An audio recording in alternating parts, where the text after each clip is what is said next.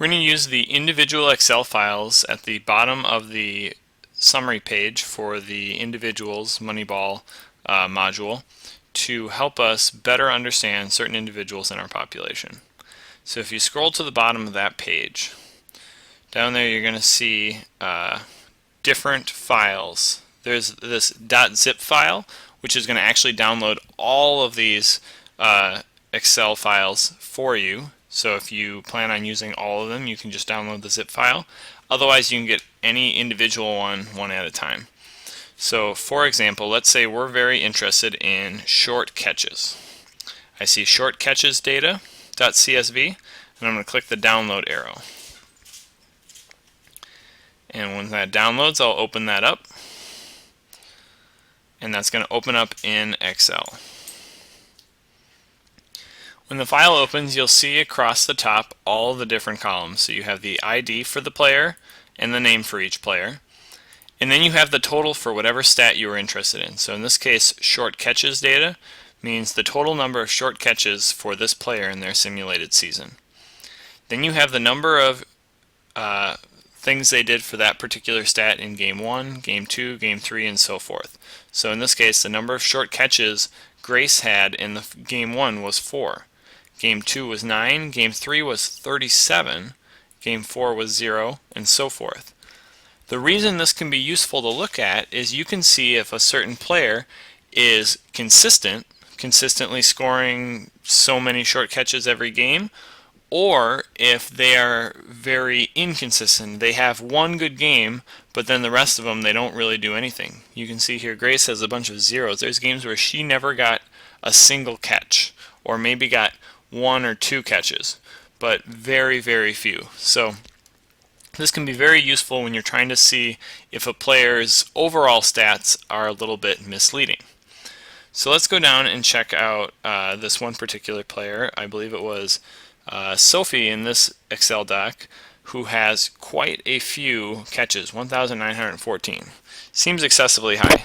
Let's look at how she did overall game by game.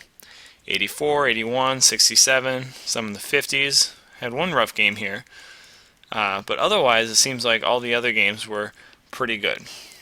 You could, if you wanted, just look at these numbers, see where they are, and use that as a quick check. Or if you want to get a little more detailed, you could create a histogram, and I'm going to show you how to do that real quick. First thing when you want to create a histogram is to look across the row and see what is the smallest and largest numbers that you're going to encounter. So under Sophie's row, we see that we have a 3, that's our lowest value, and we have a 93, and that seems to be our highest. So 3 and 93 are the two extremes, and I'm going to round that off to say about 0 to 100. And over here in some of the dead space, I'm just going to start with 0, and in 0 to 100, roughly 8 to 10 groups or chunks is how I want to divide it up. So I'm going to use 10 chunks. I'm going to just count off by 10s because that's a pretty simple number to count off by. And I'm going to create over here 0 to 100 counting by 10s. And what this is doing, and this is saying these are the sizes of the groups that I'm going to have all my numbers fall into. So I'm going to see how many fall between 0 and 10, how many between 10 and 20, how many between 20 and 30, and so forth. So these are my bins. Next thing I'll do is go to the data analysis. I go to data up on top, click on that, and then I'm going to go to data analysis. And if you don't see data analysis here, you can see in my previous video how to install that. I scroll down to histogram. So if you go down to H, you'll see histogram in there. Click on that and then hit OK. The input range is all of the data that we want in our histogram. So I'm going to scroll back here and I'm going to look at Sophie's numbers. And I don't want the total, I don't want her name in there. I'm going to start with the 84, that game 1. I'm going to drag all the way down to the end. I'm going to stop at that last game. So I first clicked in the input range box, and then I did that dragging with my mouse. And what that did is it automatically put in all this messy formula stuff. Next thing, I'll click in the bin range box. I'm going to scroll over to all these numbers I wrote from 0 to 100, and I'm going to highlight that. So now it automatically has my bin range put in there. I'm going to leave labels unchecked because I don't have any labels on the top of these columns. They're all just numbers. And when you have new worksheet PLY, what that's going to do is that's just going to create a new tab down here in Excel. So I'll make sure I select that one. And I don't need to have any of these except for checking the chart output. So I'll hit OK. And this is what is going to come up. When you look at your chart here in Excel, you'll see the bins and the frequency on the left side. So what we can interpret this as, this first bin is actually not going to mean a whole lot. It's counting how many are less than 0, and there are 0 less than 0. This one's saying how many are less than 10 and above 0. So that's going to be the 1. That's going to be that 3. So the game that Sophie scored 3 short catches is going to be counted here as one game in that range. And you'll see that that corresponds to a bar of height 1 here on our frequency. So our frequency is the number of games, and there is one game where she scored between 0 and 10.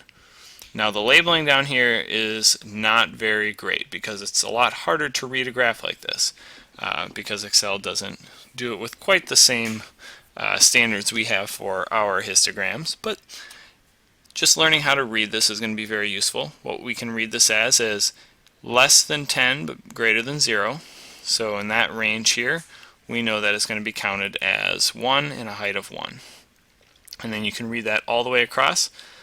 Visually, the important part is to see, oh wow, most of Sophie's games are a little between 50 and 60, all the way up to between 90 and 100 or 100 and 110. So most of the games are in this higher range here, the 50 to 100 range, which means that she consistently is making a lot of short catches in pretty much every game and is probably going to be a strong, consistent player to draft for your team. The cool thing is you can do this for every single player. If you wish, any player that you are interested in, you can look at their distribution for this particular stat, short catches, or you can do this for any single stat for any player. So all of the stats that the game tracks in that overall spreadsheet, you can look at the game-by-game data here, ranging from touchdowns to long throws, how many times they're thrown at, so the defensive stats. Anything that you think you're going to be interested in looking at the per game distribution, you can go ahead and look at the breakdown in any of these Excel files.